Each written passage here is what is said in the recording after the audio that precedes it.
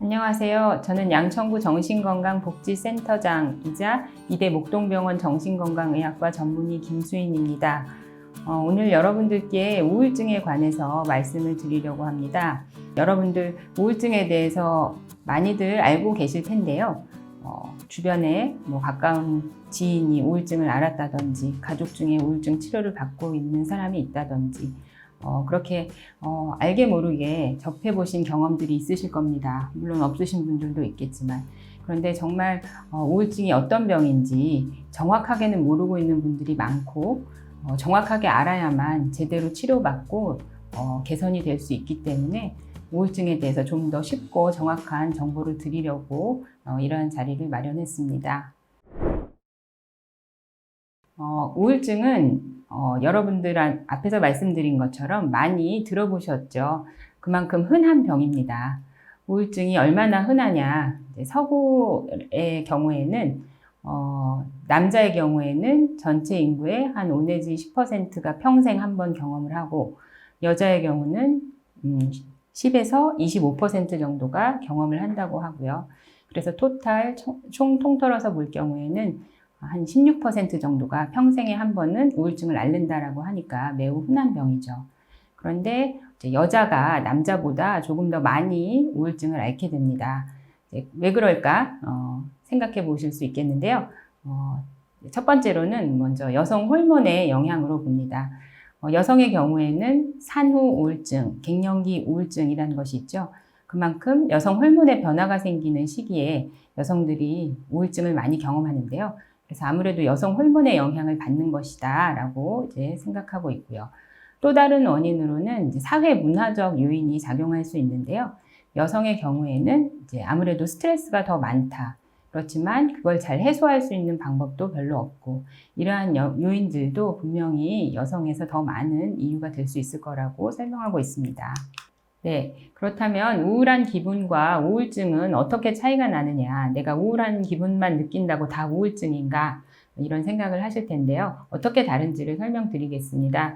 이 그림을 보시면 여기 분홍색 바로 되어 있는 부분은 정상 기분의 범주입니다. 그래서 이 그래프 안에서 기분의 오르락내리락, 하루에도 여러 차례 좋은 일 있으면은 기분이 좋아지고 또 안 좋은 소리 듣거나 하면 기분이 나빠지고 하는데 그러다가 사망, 상실, 실패, 좌절 같은 심각한 스트레스에 놓이게 되면 그때는 정말 우울증에서 보이는 것과 같은 기분 저하를 경험하실 수가 있습니다. 그렇지만 우울 기분의 정도에서는 또다시 즐거운 일이 있거나 할 때 기분이 끌어올려지면서 정상적인 기분 범주로 특별히 약을 먹거나 치료받지 않아도 끌어올려집니다. 하지만 우울증의 경우에는 파란색 그래프가 보여주고 있는데요. 특별한 이유가 없이도 우울해질 수가 있습니다. 대부분은 그렇지만 어떤 스트레스 요인이 선행하는 경우가 많고요.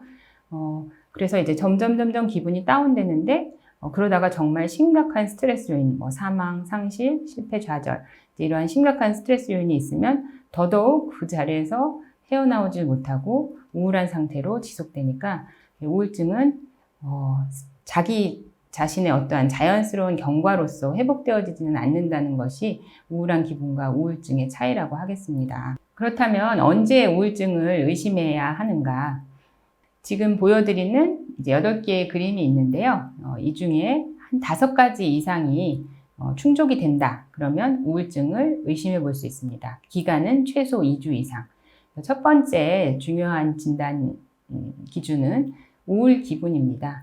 누구든지 우울한 기분을 느낄 때 혹시 우울증이 아닌가를 생각해 보셔야 되겠고요. 적어도 2주 이상 그러한 기분이 지속될 때 우울증을 의심해 봅니다.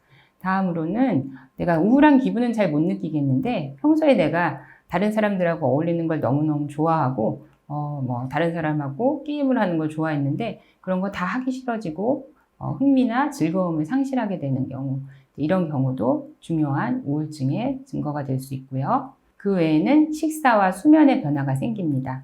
워낙 나는 식욕이란 건 잃어본 적이 없는 사람인데 갑자기 입맛이 없어진다든지 그러면서 체중 감소가 뒤따르고요. 또 그 반대로 원래는 규칙적으로 식사를 했었는데 불규칙적이 되면서 폭식을 하게 된다든지 이런 양상 혹은 수면의 변화가 생기는데요.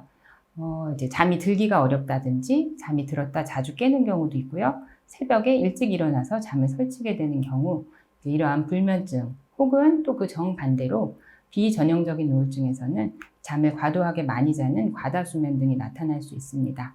이러한 증상과 함께 인지적으로 부정적인 생각이 많아지는데요.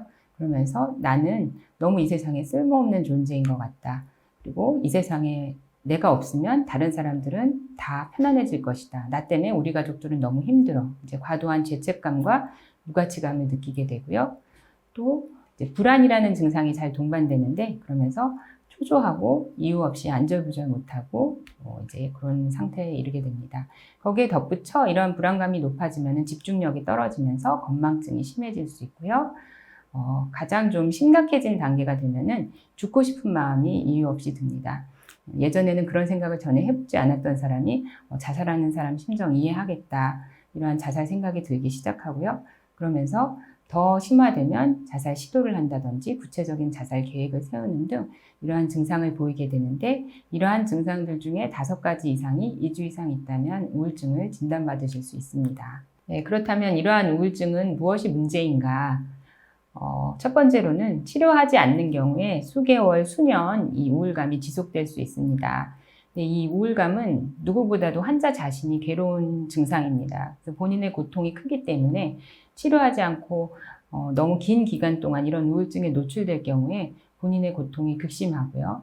그리고 이러한 우울증이 자기의 일상생활 기능을 저해하기 때문에 직장을 다니던 사람이 직장을 그만둔다든지 학교에 다니는 학생이 학교를 가기 싫어하고 이러한 문제로 인해서 사회 경제적인 손실도 발생될 수 있습니다. 그래서 아까 말씀드린 것처럼 이제 기능이 떨어지면서 학업과 직업의 실패가 일어날 수 있고요. 또 이 우울감이라는 건 전염성이 있습니다. 주변에 있는 사람들까지도 우울하게 만들어 버리는 그런 영향력이 있기 때문에 가족이나 대인관계 상황도 악화돼서 잘 만나던 여자친구, 남자친구를 헤어지게 된다든지 이런 일들도 있고요. 또한 나름에는 이제 치료를 받지 않고 있는 동안 스스로 기분을 끌어올리기 위해서 알코올이나 약물 같은 데 의존하게 되기도 쉬운데 그럴 경우에는 사실 우울증만 있을 때보다 약물 중독이나 의존의 문제가 생기면 훨씬 더 치료하기 어렵기 때문에 더 심각한 문제에 이르를 수 있다는 문제가 있겠고요. 또 이제 신체 질환이 있을 때 우울증이 있는 분들은 모든 것에 대해 부정적이기 때문에 내가 우울증이 있으면서 암을 진단받았는데 수술만 하면 나을 수 있는 경우에도 수술을 거부한다든지 정상적인 치료조차 받지 않겠다고 하는 경우도 많아서 기저의 신체 질환에도 악영향을 미칠 수가 있고요. 또한 가장 심각한 문제는 자살인데요. 우울증 환자의 15%가 자살로 사망하게 됩니다. 또한 자살한 환자들에서 가장 흔한 정신과 질환은 우울증이고요. 우울증은 아까 증상의 하나로서 자살 사고가 생기고 시도를 할 수 있기 때문에 이것이 가장 심각한 문제라고 할 수 있겠습니다. 그렇다면 정상인과 우울증 환자는 어떻게 차이가 나는가? 그림 사진을 보시면은요, 이것은 정상인과 우울증에서 펫 사진을 찍은 겁니다. 펫은 뇌의 당 대사를 살펴보는 그런 이제 영상 소견인데요. 정상인과 우울증의 경우에 차이가 나는 것을 보실 수 있죠. 정상인의 경우에는 그 사진에서 붉은색으로 보이는 부분은 이제 대사가 활발한 부분입니다. 당 대사가 활발하게 일어나고 있다는 걸 보여주는 거고요. 색깔이 푸른색에 가까울수록 대사가 저하되어 있는 것입니다. 정상인에서는 이제 위쪽이 그 사진의 위쪽이 안구 쪽 앞쪽인데요. 전두부라고 하죠. 전두부와 그 바로 아래쪽 기저핵 쪽에 대사가 활발하게 이루어지고 있는 것을 볼 수 있는데 우울증 환자의 경우에는 전두부와 기저핵의 당대사가 저하되어 있는 소견을 보이고 있습니다. 이렇게 정상인과 우울증, 사실 우울증 환자들이 신체적으로는 아무런 문제가 없기 때문에 네가 어디가 아파 아무런 문제도 없는 것처럼 네가 이제 그건 의지의 문제야라고 하시는 경우가 많은데 이렇게 뇌에 대사에 차이가 있고 이것은 신경전달 물질의 이상을 반영하는 것이기 때문에 사실 우울한 사람이 자기의 노력으로 의지로 회복된다는 것은 불가능하다는 것을 이 영상으로도 확인하실 수가 있겠습니다. 또한 우울증이 신체 질환과 사망률에도 영향을 미치는데요. 심근경색이라고 들어보셨죠? 심장으로 가는 혈관이 막혀서 갑작스러운 심장마비를 일으킬 수 있는 생명의 위협을 줄 수 있는 질환인데요. 심근경색의 발병 위험이 정상인과 우울증에서 차이가 나는데 정상인보다 우울증이 있는 사람들에서 발생 위험이 5배나 높다고 보고되고 있고요. 노인의 연간 사망률도 정상인은 14%, 우울증은 34.2%로 우울증에서 2배 이상 높은 사망률을 보이고 있습니다. 이렇게 신체 질환에 악영향을 미치는 결과를 초래하게 됩니다. 다음으로는 이제 우울증의 원인에 대해서 말씀드리도록 하겠습니다. 크게는 생물학적 원인과 심리사회적 요인으로 나누어 볼 수 있겠고요. 생물학적 요인에 속하는 것은 앞에 1번부터 4번까지 생물학적 요인으로 볼 수 있겠고요. 5번째 심리사회적 요인이 있습니다. 먼저 첫 번째로는 생물학적 요인 중에 유전을 들 수 있겠습니다. 먼저 직계가족 중에서 우울증이 있을 경우에는 그렇지 않은 경우보다 2~3배 우울증이 더 잘 발병한다고 알려져 있고요. 이것이 유전적 소인이 작용하고 있다는 것을 보여주는 근거가 될 수 있겠습니다. 또 이제 신경생화학적 요인, 이게 핵심적인 우울증의 이제 원인이라고 생각하는데요. 뇌세포는 신경 전달 물질이라는 것을 통해서 모든 정보를 다른 세포에게 전달해 줍니다. 이때 이제 이 신경 전달 물질에는 세로토닌, 노르에피네프린, 도파민 등등 이런 이제 신경 전달 물질들이 있는데 우울증이 있는 분들은 이 신경 전달 물질들의 기능이 다 저하되어 있는, 활성도가 저하되어 있는 양상을 보이게 되고요. 그래서 우울증을 치료할 때는 이러한 신경 전달 물질을 정상화시키는 그런 약물로서 치료를 하는 것입니다. 또한 이제 내분비 이상이 원인이 될 수 있는데요. 내분비계에서는 호르몬이라는 물질이 이제 분비되죠. 근데 호르몬의 이상이 생길 경우에는 이것이 신경 전달 물질의 조절에도 아주 밀접한 연관성이 있기 때문에 내분비계의 이상은 신경 전달 물질의 이상으로 이어지고 결국은 그게 우울증의 원인이 됩니다. 대표적인 예가 갑상선 기능 저하증, 항진증인데요. 갑상선 호르몬의 경우에는 기능 저하증이 생겼을 때 우울증이 특히 더 잘 발생되는 것으로 알려져 있습니다. 그런데 그런 경우에는 갑상선 기능을 끌어올려주면은 우울증도 자연스럽게 끌어올려지는 결과를 보이니까 이런 부분들을 이해하고 있어야 되겠습니다. 또 수면 및 생체 리듬 장애도 원인이 된다고 보는데요. 아까 앞에서 우울증의 증상 중에는 불면이나 과다수면이 있다고 말씀드렸죠. 이렇게 수면의 이상은 우울증의 증상으로서도 나타날 수가 있는데 대부분의 우울한 사람들을 봤더니 우울하기 전부터 잠을 잘 못 잤던 사람들에서 우울증이 많이 발생되거든요. 그래서 이 불면이라든 수면의 문제라든지 생체 리듬의 장애가 우울증의 원인으로서 작용한다라고 이야기되고 있습니다. 다음으로는 이제 심리사회적 요인을 살펴보도록 하겠습니다. 먼저 첫 번째는 스트레스입니다. 여러분들 스트레스 받으면 다 우울하시죠? 저도 우울합니다. 근데 스트레스만으로는 우울증이 생기기는 좀 어렵습니다. 그런데 스트레스가 있을 때 그 기저에 내가 생물학적인 요인, 아까 앞에서 보여드렸죠? 우리 집에 우울증 가족력이 있다든지 또 뭐 신경전달 물질에 그걸 조절하는 유전자에 어떤 취약성이 있다든지 이런 경우 스트레스로 인한 생물학적 변화가 환자의 생물학적 소인과 상호작용하면서 뇌에 변화를 초래하게 되고 우울 증상을 발현시킬 수 있습니다.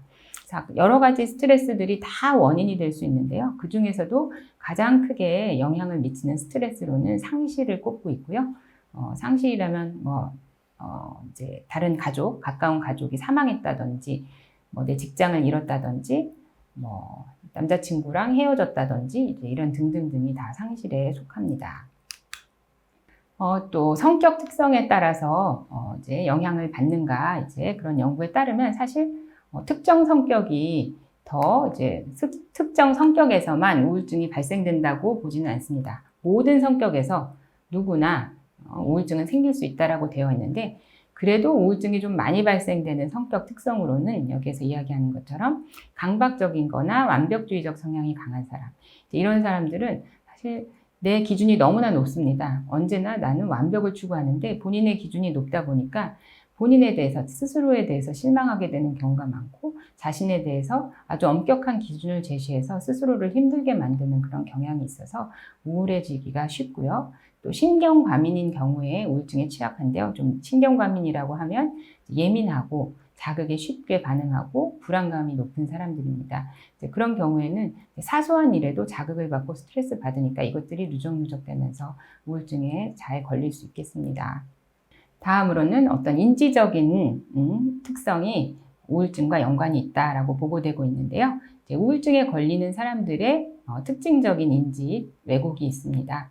크게 세 가지로 보는데요. 먼저 자기 자신을 부정적으로 보는 자신에 대한 부정적 사고, 두 번째로는 나를 둘러싼 세상, 주변 환경에 대한 부정적인 시각, 두 번째고요. 세 번째는 자신의 미래에 대해서 비관적으로 생각하는 것입니다.